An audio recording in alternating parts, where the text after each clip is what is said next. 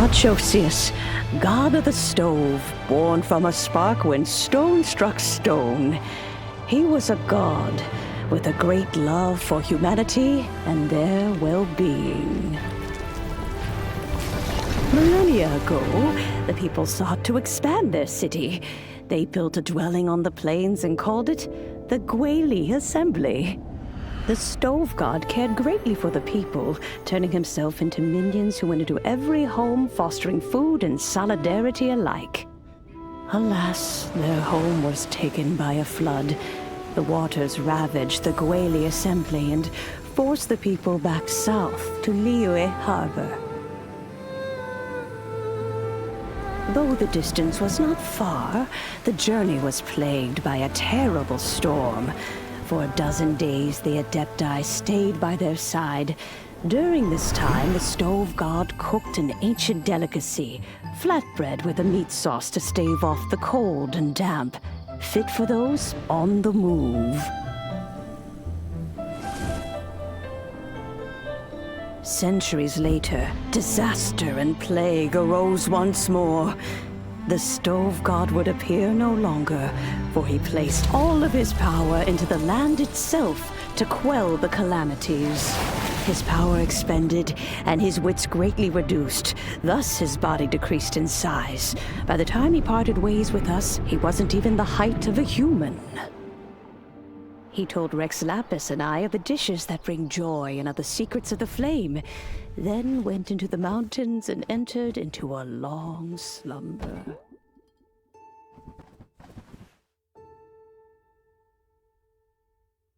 The stove god departed, and Guoba was born. When he awoke, he ate the chili mince cornbread buns placed on the offering table by a young lady in yellow. Though he did not remember the past, he was profoundly moved and decided to follow this young lady thereafter. The stove god had quietly disappeared, but the vendors rose early to hawk their wares. People went out to buy goods, lit their stoves, and cooked food, just as they had done every day for as long as they could remember. In Liyue, things have always been this way.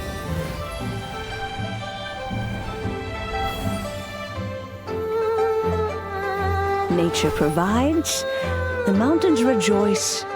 We are blessed by heaven's good grace. Years have gone by. The world has transformed, but our way of life survives.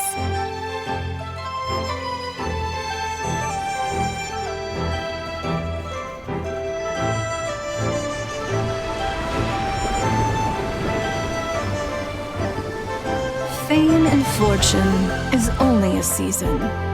It is the moment that we should embrace.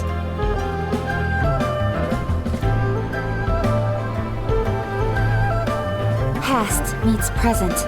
Heritage becomes legacy. Long into the future may we thrive. You once told me that dining is the profoundest of customs in the human world. To eat well is to consume vitality itself, and to drink well is to partake of the very essence of the world. It is a matter of paramount importance, you said, for people cannot face the arduous journey ahead on an empty stomach.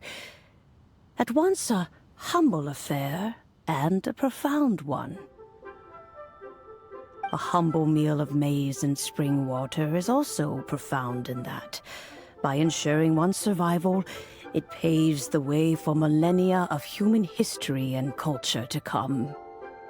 My dear friend, Liyue has changed so much while you have slept. Looking at the prosperity and beauty around us today, does it make you happy? Guoba, this is kind of a huge deal. Why didn't you say anything?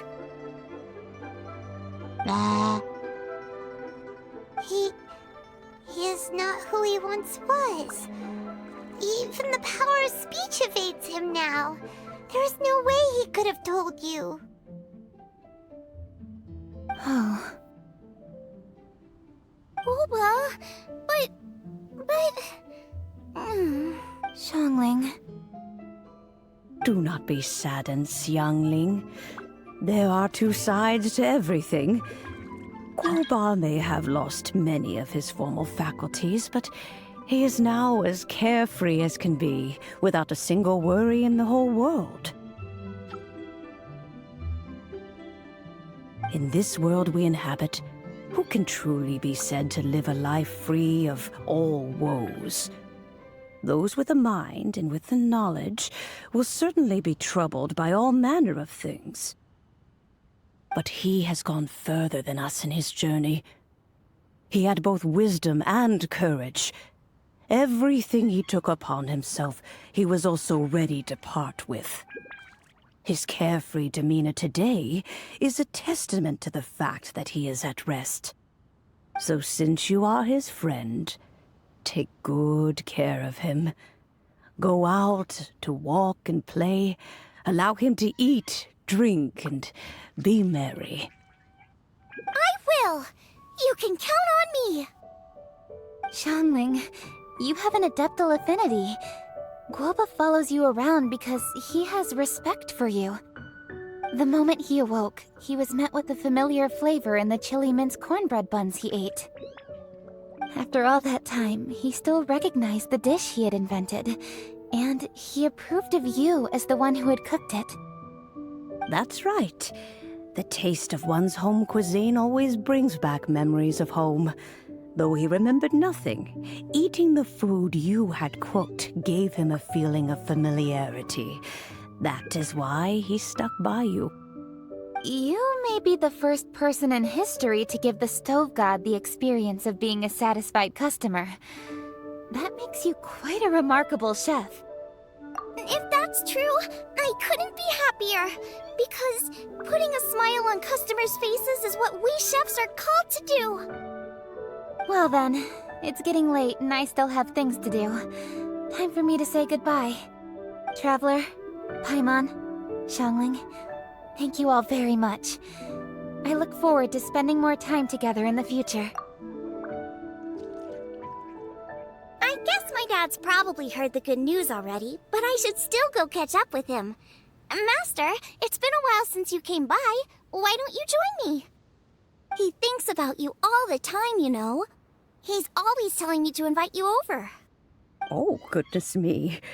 Then, far be it from me to refuse. Off we go, then.